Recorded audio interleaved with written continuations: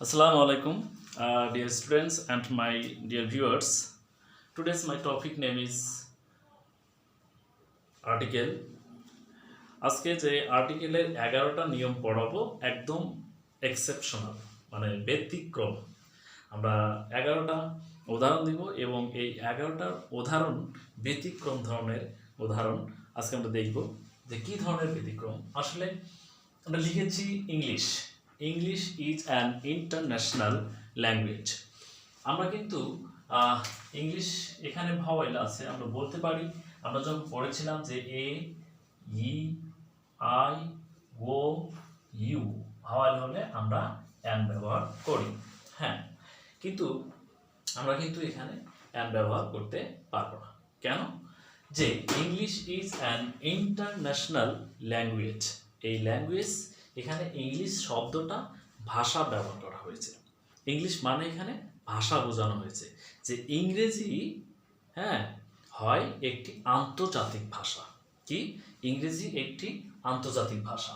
সুতরাং এখানে আমরা কি জিরো আর্টিকেল ইউজ করতে পারি বা ক্রস আর্টিকেল ইউজ করতে পারি। ওকে, নেক্সট অন আমরা ওই ধরনের একটা সেন্টেন্স লিখেছি, ইংলিশ আর ভেরি ব্রেভ। ওকে, আমরা বলতে পারি ইংলিশ আর ভেরি ব্রেভ বা ইংলিশ আর ভেরি ইন্টেলিজেন্ট। আমরা বলতে পারি যে ইংরেজরা খুব সাহসী, ইংরেজরা খুব বুদ্ধিমান। তাহলে এখানে কিন্তু আমরা কি জাতি হিসেবে ইউজ করেছি। এখানে কি ইউজ করেছি? এখানে কিন্তু ভাওয়াল কনসোনেন্ট সাউন্ডের উপর ডিপেন্ডস করলে কিন্তু আমরা আর্টিকেলে ভুল করব। তো আর্টিকেল যে সবসময় সাউন্ডের উপরে ডিপেন্ডস করে আমরা আর্টিকেল ইউজ করব আসলে কিন্তু তা নয়। ইংলিশে এই আর্টিকেল ইউজ করতে গেলে আমাদের অনেকটাই সাউন্ডের উপর, প্রনাউন্সিয়েশনের উপরে নির্ভর হতে হয়। তো এখানে আমরা বা অনুবাদের উপরে নির্ভর হতে হয়। দেখেন, আমরা যদি ভাওয়াল কনসোনেন্টের উপর ডিফেন্স করে এখানে আর্টিকেল বসাই তাহলে কিন্তু অ্যান বসাতে হবে। আসলে কি অ্যান বসালে কি হবে? হবে না। তাই আমাদেরকে এই সেন্টেন্সটাকে আমরা যদি বাংলা অনুবাদ করি তাহলে কিন্তু মানেটা ভালো হবে, বুঝতেও সহজ হবে। যে ইংলিশ আর ভেরি ব্রেভ। ইংরেজরা, এখানে কিন্তু ভার্বটাও কিন্তু প্লুরাল দেওয়া আছে। এখানে কি দেওয়া আছে? ভার্বটা প্লুরাল দেওয়া আছে।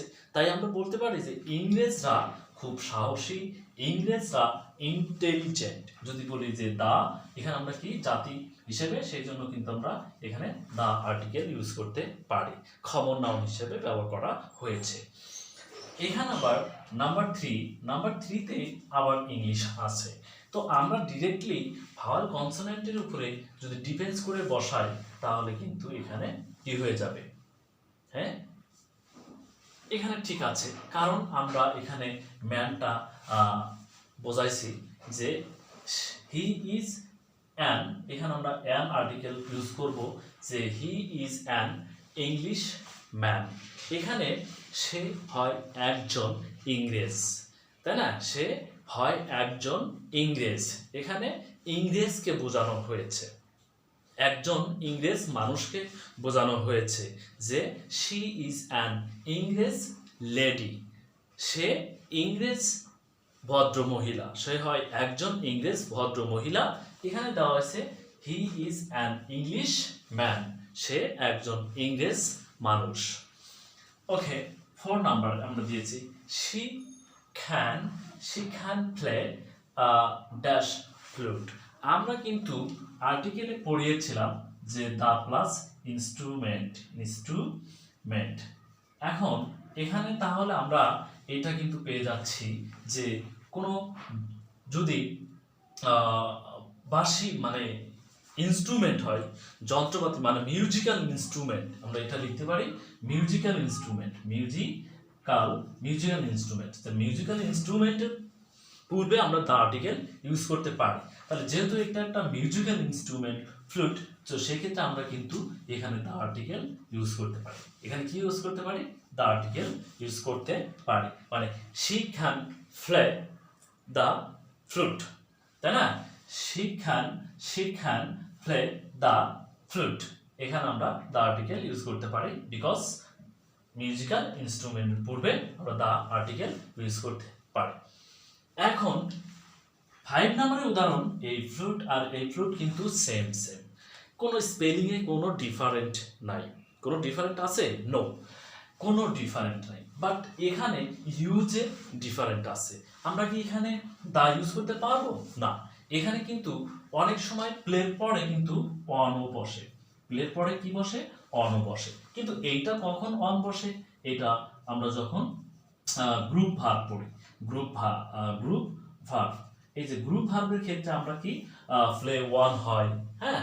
কিন্তু যখন এখানে she can play the flute, এখানে বাজানো অর্থে, এখানে কি হচ্ছে? বাজানো অর্থে, বাঁশিটা বাজায় বা মিউজিক্যাল ইনস্ট্রুমেন্ট, এই জন্য আমরা দ্য আর্টিকেল বসাইছি। ওকে, এখন she has dash flute, she has dash flute, এখানে কি বসাবো? দেখেন এখানে যদি আমরা বাংলা করি কিন্তু ভালো হয়, তার আছে বাঁশি, তার আছে বাঁশি, কেমন শোনা যাচ্ছে?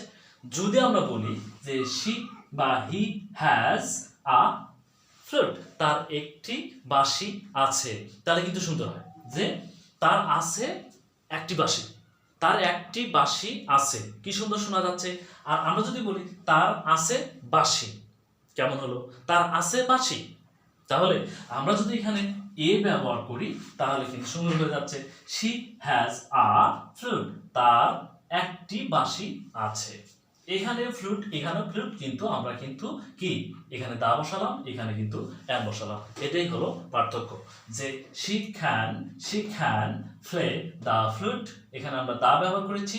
কেন কেন এখানে মিউজিক্যাল ইনস্ট্রুমেন্টের পূর্বে আমরা দা ব্যবহার করি। আচ্ছা, এইটাও কিন্তু মিউজিক্যাল ইনস্ট্রুমেন্ট, ওই একই ফ্লুট বাঁশি, কিন্তু এখানে আমরা হি ব্যবহার করছি। ব্যবহার এবং এখানে আমরা অনুবাদের উপরে বাংলা অনুবাদ করে মানের সাথে মিল রেখে কিছু কিছু আর্টিকেল আমরা ব্যবহার করলে আর্টিকেলের ব্যবহার যথাযথ হবে। তো এখানে কিন্তু হি হ্যাজ আ ফ্লুট, কি সুন্দর, তার একটি বাঁশি আছে। Okay, number 6, dash man is mortal, কি বলা হয়েছে? ড্যাশ ম্যান ইজ মর্টাল, মানুষ মরণশীল। আমরা বলেছিলাম যে মানব জাতির পূর্বে ক্রস আর্টিকেল বসে বা জিরো আর্টিকেল বসে, কোনো আর্টিকেল বসে না।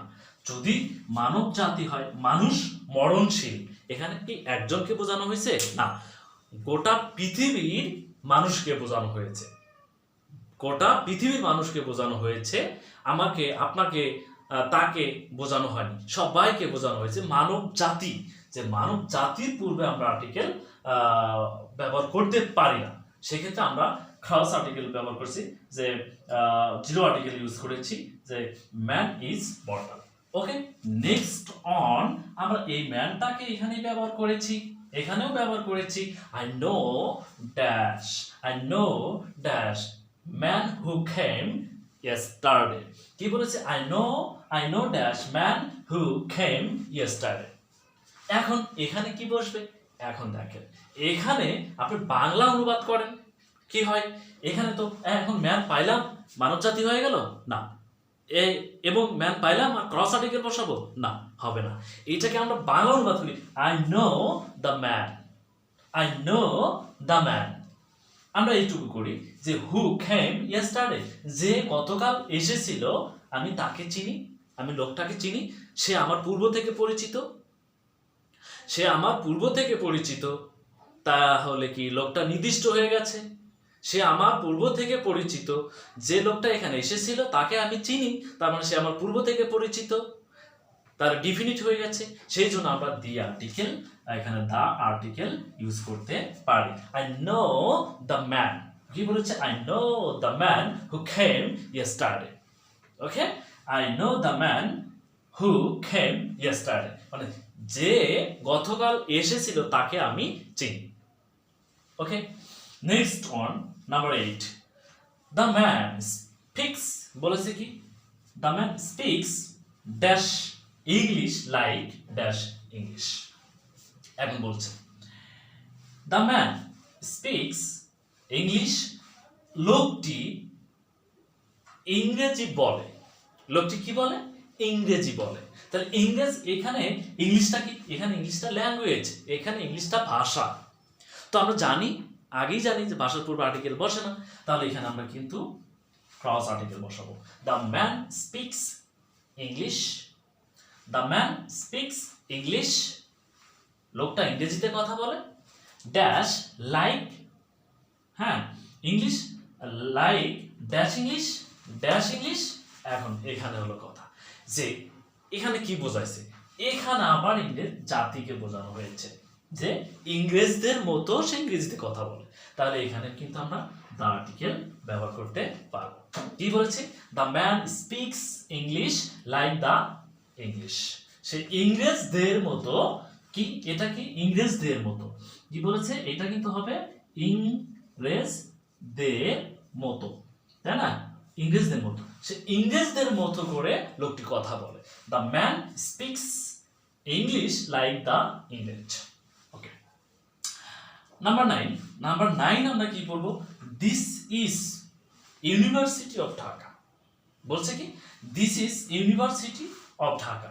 আমরা কিন্তু একটা রুলস পড়েছিলাম যে the plus noun plus of বা ইন, একটা শব্দ থাকলে আমরা এর মাঝে মানে দা ডট ডট অফ বা ইন এর মাঝে একটা শব্দ থাকলে সেটা নাউন হয়ে যায়। যাই হোক, দুটো থাকলে একটা অ্যাডজেক্টিভ একটা নাউন, হ্যাঁ এরকম ভাবে আমরা 3টা পর্যন্ত করতে পারি, 4টা পর্যন্ত করতে পারি। তো হ্যাঁ, এখন যেহেতু এখানে অফ আছে নাউনের পরে কি আছে, অফ আছে, কি আছে, অফ আছে। ইউনিভার্সিটি শব্দ শেষে টি ওয়াই থাকলে কি হয়, নাউন হয়ে যায়। তাহলে দিস ইজ দা, আমরা কিন্তু এখানে এই রুলটা অ্যাপ্লাই করতে পারছি যে this is the university of Dhaka, হ্যাঁ দিস ইজ দ্য ইউনিভার্সিটি, ঢাকার কি বিশ্ববিদ্যালয় এটা, বা ইউনিভার্সিটি অফ ঢাকা, ঢাকা বিশ্ববিদ্যালয়, এটা হলো কি ঢাকা বিশ্ববিদ্যালয়, this is the university of বিশ্ববিদ্যালয়। তাহলে আমরা কিন্তু ডিফিনিট করে দিলাম, এখানে কি আছে, অফ আছে, এখানে দি, তাহলে একটা নাউন মাঝখানে, এটা কি নাউন, এটা হলো অফ, এটা অফ, এটা হলো দা। নাম্বার 10 আমরা this is dash Dhaka university. এখন কি বলা হয়েছে যে দিস ইজ ঢাকা ইউনিভার্সিটি। এখন দেখেন এইটা কিন্তু একটা নাম, ঢাকা ইউনিভার্সিটি, এই সম্পূর্ণটা একটা হলো নাম বোঝাইছে যে ঢাকা ইউনিভার্সিটি। তো এখানে কিন্তু কোনো আর্টিকেল বসবে না, এখানে দিস ইজ ঢাকা ইউনিভার্সিটি, এই হয় ঢাকা ইউনিভার্সিটি, তাই না, এখানে কিন্তু কোনো আমরা আর্টিকেল ইউজ করতে পারবো না। এখন আমরা যেটা নাম্বার 11 কি দিব, he is dash university student. কি বলছি, he is dash university student. এখন এখানে কি বসবে দেখেন, ইউনিভার্সিটি আমরা তো আগেও বলেছি যে ইউ এর মতো যদি উচ্চারণ হয় তাহলে কি হবে, ভাওয়াল থাকা সত্ত্বেও এ হয়ে যাবে। আর এখানে একটা কি আছে, নাউন আছে।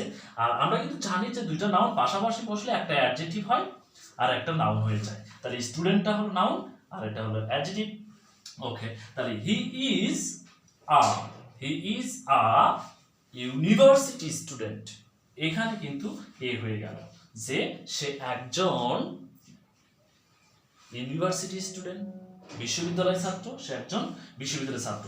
এখানে আমরা ভাওয়াল থাকা সত্ত্বেও কিন্তু এ ব্যবহার করেছি, কারণ ইউ এর মতো উচ্চারণ হয়েছে। বন্ধুরা, তোমরা সবাই আজকে যে আর্টিকেল বিষয়টা ছিল মাত্র 1 থেকে 11টা রুলস, এই 1 থেকে 11টা রুলসের মধ্যে অনেক ইম্পর্টেন্ট কথাগুলো আছে। তোমরা কেটে ভিডিওটা না দেখে তোমরা পজ দিয়ে লিখে নিয়ে, খাতায় লিখে নিয়ে তোমরা বুঝে এটা সলিউশন করবে। ইনশাআল্লাহ তোমরা আর্টিকেল ব্যতিক্রম ধরনের আর্টিকেলগুলো পেয়ে যাবে। আল্লাহ হাফেজ, বাই বাই।